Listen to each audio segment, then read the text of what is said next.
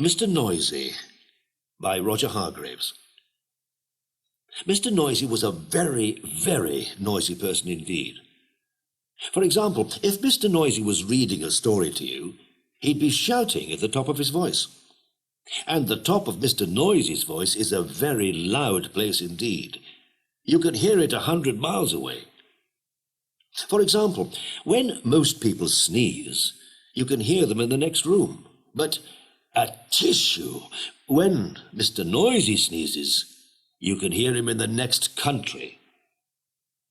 Now, this story starts when Mr. Noisy was asleep in bed, in his bedroom, in his house, which is on top of a hill. He was snoring. And as you can well imagine, when Mr. Noisy snores, that is a snore worth hearing. It sounds more like a herd of elephants than a snore. Then Mr. Noisy's alarm clock went off. Mr. Noisy's alarm clock sounds like no other alarm clock in the world. It sounds more like a fire engine. Mr. Noisy woke up. And so, too, did all the people who lived in Wobble Town, which is at the bottom of Mr. Noisy's hill. Later that day, Mr. Noisy decided that he had to go shopping. He went out of his house, shutting the door behind him. Bang! The door wobbled. The house wobbled. The whole hill wobbled. Wobble Town wobbled. Even a bird flying high above wobbled. Then Mr. Noisy walked down the hill. Clump, clump, clump. He walked into the baker's shop. Crash went the door as he opened it. Bang went the door as he shut it. "I'd like a loaf of bread," boomed Mr. Noisy to Mrs. Crumb, the baker's wife. Mrs. Crumb trembled and sold him a loaf. Then Mr. Noisy walked along the street to the butcher. Clump, clump, clump. He walked into the butcher's shop. Crash went the door as he opened it. Bang went the door as he shut it. "I'd like a piece of meat," boomed Mr. Noisy to Mr. Bacon, the butcher. Mr. Bacon trembled and sold him some meat. Afterwards, Mrs. Crumb met Mr. Bacon in the street. "We really must do something about Mr. Noisy being so noisy," she said. "Absolutely," replied Mr. Bacon. "But what?" "I know," said Mrs. Crumb, and she whispered into Mr. Bacon's ear. Mr. Bacon smiled a small smile, which grew into a broad grin. "Mrs. Crumb," he said, "I think you have the answer." The following day, Mr. Noisy again went shopping down to Wobble Town. Clump, clump, clump. He went into Mrs. Crumb's shop. "I'd like a loaf of bread," he boomed. "Sorry, what did you say?" asked Mrs. Crumb, pretending not to hear. "I'd like a loaf of bread," Mr. Noisy shouted. "Sorry," said Mrs. Crumb, putting her hand to her ear. "Can you speak up, please?" "I'd like a loaf of bread," roared Mr. Noisy. "Can't hear you," replied Mrs. Crumb. Mr. Noisy gave up and went out. Mr. Noisy went into Mr. Bacon's shop. "I'd like a piece of meat," he boomed. Mr. Bacon pretended not to notice. "I'd like a piece of meat," Mr. Noisy shouted. "Did you say something?" asked Mr. Bacon. "I said I'd like a piece of meat," roared Mr. Noisy. "Pardon?" said Mr. Bacon. Mr. Noisy gave up and went out, and went home, and went to bed, hungry. The day after, Mr. Noisy tried again. He went into Mrs. Crumb's shop. "I'd like a loaf of bread," he boomed. "A what?" asked Mrs. Crumb. Mr. Noisy started shouting at the very top of his voice. "A loaf of—" And then he stopped. And then he thought. And then he said, quietly, "I'd like a loaf of bread, please, Mrs. Crumb." Mrs. Crumb smiled. "Certainly," she said. Then Mr. Noisy went into Mr. Bacon's shop. "I'd like a piece of meat," he boomed. "Did you say something?" asked Mr. Bacon. Yes, I did, shouted Mr. Noisy at the very, very top of his voice. I said I'd like her. And then he stopped. And then he thought. And then he said, quietly, I'd like a piece of meat, please, Mr. Bacon. Mr. Bacon smiled. My pleasure, he said. So, carrying his bread and his meat, Mr. Noisy set off home, up the hill. Clump, clump, clump. Then he stopped. Then he thought. And then, do you know what he did? He tiptoed. A tiptoe was something Mr. Noisy has never tried before. It was fun. Mr. Noisy arrived at his front door. He put out his hand to open the door, and then he stopped, and then he thought. And then, do you know what he did?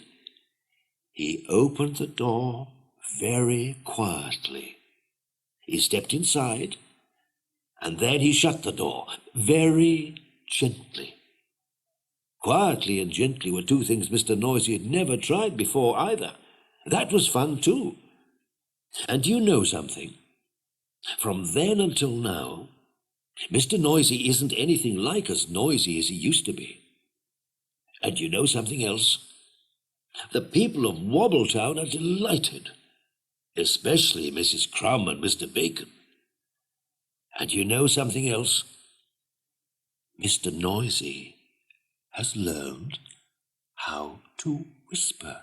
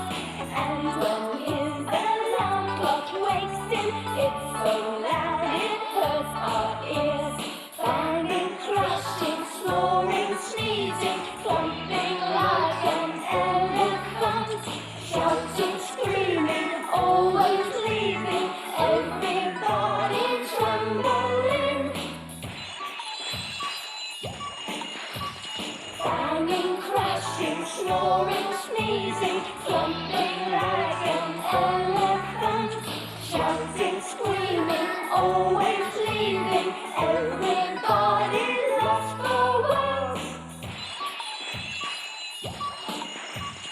He's so noisy, Mr. Noisy, banging doors and stomping around.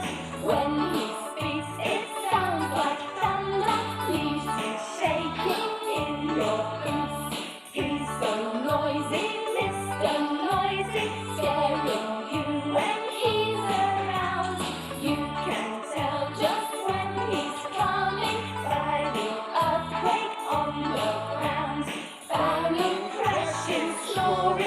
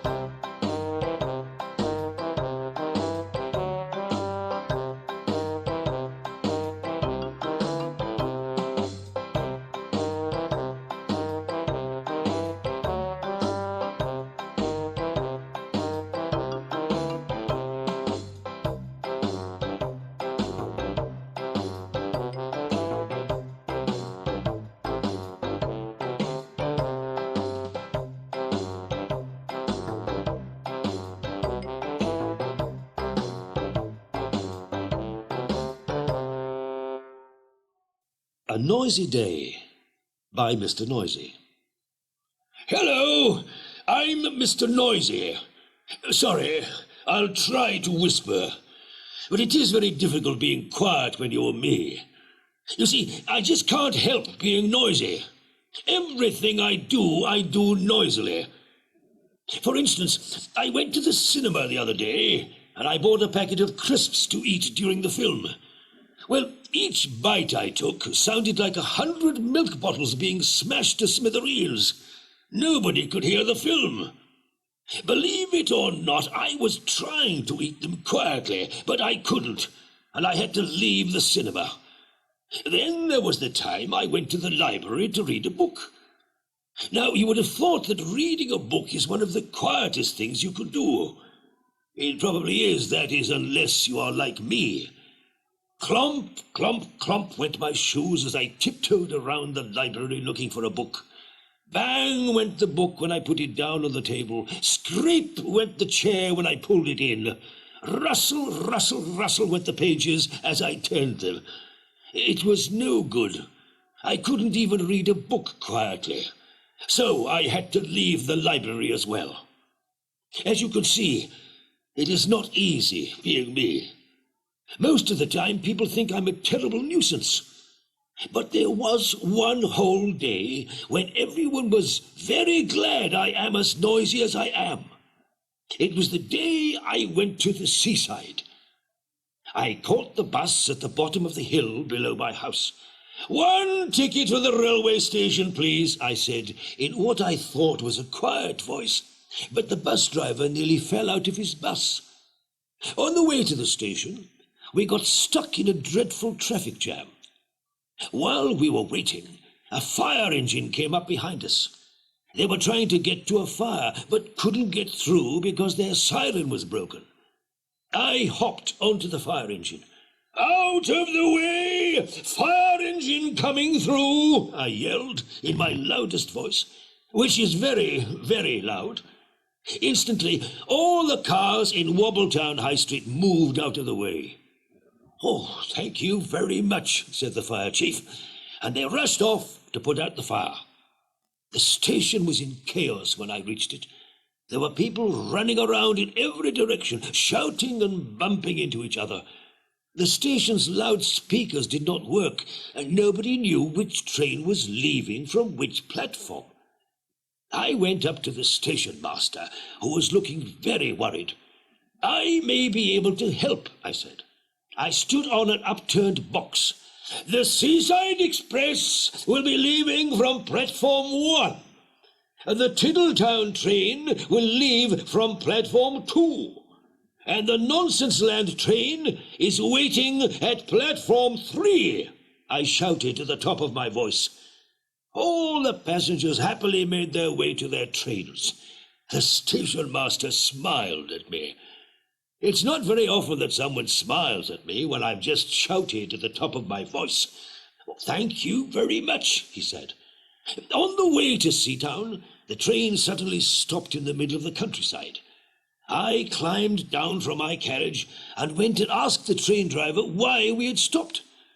"The engine has lost its whistle, and we can't go any further without a whistle," she explained. I smiled. "I may be able to help," I said. and climbed up into the engine cab. "All aboard!" I shouted, and then I whistled my very loudest whistle, which was much louder than any train whistle. The train driver smiled. "Oh, thank you very much," she said, and off we set again for the seaside. We soon arrived, only to find Seatown shrouded in fog. It was so thick that if I had a nose, I would hardly have been able to see it on my face, and I certainly couldn't see the nose on anybody else's face. I went to the Seaview Hotel. There was nobody at the front desk. I rang the bell. Ding! The manager rushed out of his office looking very shaken. "I'd like a room for the week, please," I said in my very quietest whisper. "Sorry, I can't hear you," said the manager. "The sound of the bell is still ringing in my ears." "I'd like a room, please," I said a little louder. The manager nearly fell over backwards. He heard me that time. After tea, I went down to the beach. It was still very, very foggy. As I walked along, a man who was running up the beach bumped into me. "Oh, I'm sorry," said the man, "but I'm in a terrible rush. I'm the lighthouse keeper, and the foghorn in the lighthouse is broken. I don't know what to do." "I do," I said, and smiled. I'm sure you can guess what I did next. That's right. I climbed to the top of the lighthouse and shouted, "Beware of the rocks," all night long. The rest of my stay at the seaside was much quieter. You'll never guess why, but I'll tell you. All that shouting had made me lose my voice.